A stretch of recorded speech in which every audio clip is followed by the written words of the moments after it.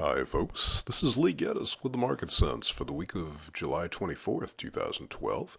The charts I use come from the Trade Navigator software by Gettess. They do a little system testing as well.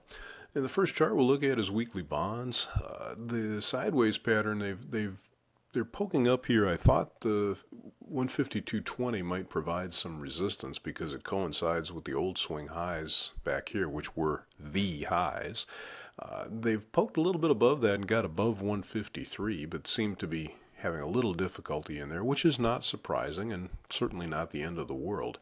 The support that they need to hold to just continue in a strong uptrend is down in the 151.12 area, and they haven't even gotten down to that. And if you look at the big picture, if they break down to the 150.18 area, which is near this moving average here, or even all the way down to 149.08 at the lower band, that's just in the middle of this sideways, and this sideways is all taking place above all of these old highs that you can see for the last year and a half.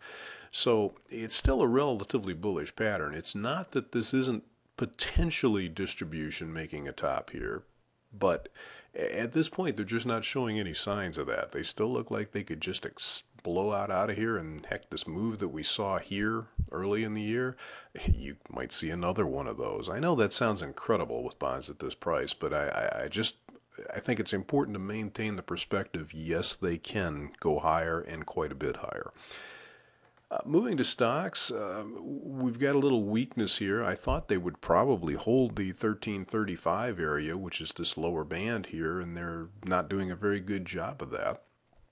That leaves them down to where the previous swing low is around 1320.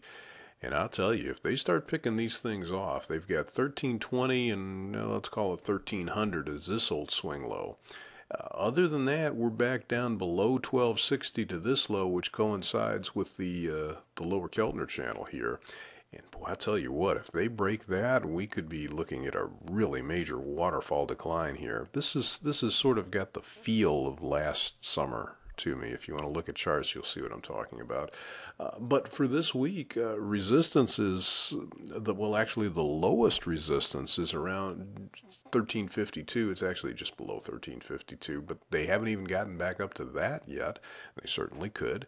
And even a move back up to 1367, there's nothing bullish about. It's just where the resistance ought to be here.